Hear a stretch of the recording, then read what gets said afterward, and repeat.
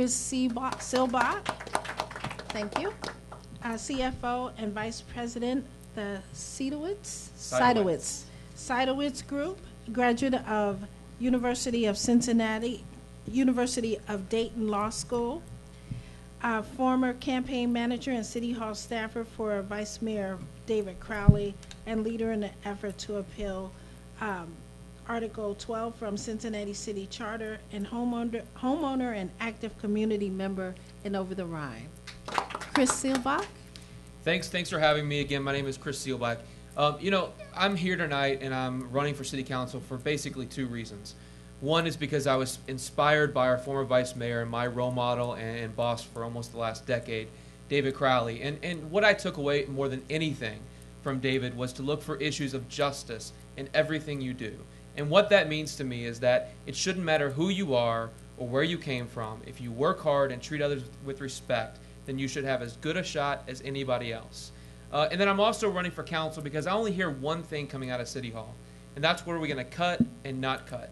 From health centers to rec centers to pools to nurses to police and fire jobs to yard waste pickup, the list goes on and on. It seems to be the only conversation.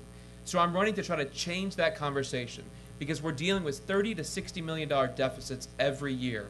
But the bigger problem is that we've lost 10% of our population in the last decade. That's 2 families of 4 every day for 10 years. So I'm running to change the conversation to what can we do to make Cincinnati not only a place that you want to live, but a place that more people want to live, more people want to bring jobs to, and more families want to raise their family in. And I think there's 3 things that we can focus on to make sure that happens. Number 1, we have to make Cincinnati a place that young people want to live. We can duplicate the successful model that has been redeveloping Over the Rhine in other parts of our city. Work with the Board of Education to make sure we promote the great schools we have and help the ones that aren't so great become better. And last, we have to make transportation the #1 priority if we're going to compete with other cities a decade or 2 decades from now. And what I mean by that, we have to make sure our airport doesn't die. We have to replace the Brent Spence Bridge, put an exchange at Martin Luther King on I-71, better exchanges and viaducts that don't cut off access to the west side off 75. And yes, our fixed rail system that would connect all the neighborhoods in Cincinnati. If we focus on those 3 things, I don't think we'll have lost another 10% of our population in the next decade. We won't have deficits. We can save money. Again, my name is Chris Seelbach. I look forward to the questions. Is there anything that we do that we should not do? Good question. I don't think that anything comes to my mind that I would want to cut. I mean, I think that when we're making these cuts, they have to be even-handed. We have 19 budgets, 19 departments in our operating budget. 17 of them have seen almost 50% cuts in the last decade, while 2 of them have seen 35+% in increase. So that doesn't make sense. I don't think anyone with a reasonable mindset would think it does. So, I would approach everything on an even-handed basis so that we would, not strip all of the departments that help maybe the ones below poverty line while not touching the other ones. So, nothing comes to my mind that we're doing that we shouldn't be doing. The reason that we're going to have greater economic development is that we're going to have better transportation. So that definitely includes a better metro bus system.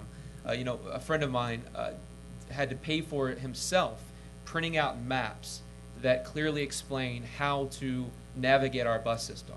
That's something that Metro should be doing on their own.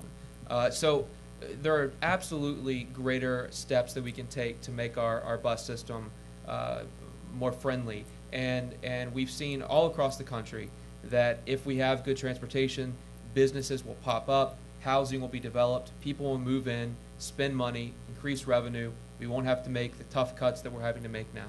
So transportation is if we're going to compete with any other city a decade from now, we have to make it the #1 priority. Chris, you live in Over the Rhine and are probably an expert on that neighborhood more than any of us. The city has focused a lot of efforts there in recent years. What have they done that's worked and what hasn't? Yeah, I mean, nothing is black and white. What they've done great is they've taken one of the city's biggest treasure, our architecture, especially the architecture in Over the Rhine, and preserved it. Buildings that were falling down are now occupied by thriving businesses and people that have paid hundreds of thousands of dollars in housing and condos. If you look at the Gateway Corridor, it's almost like Restaurant Row to me. So there's a lot of great things that they've done.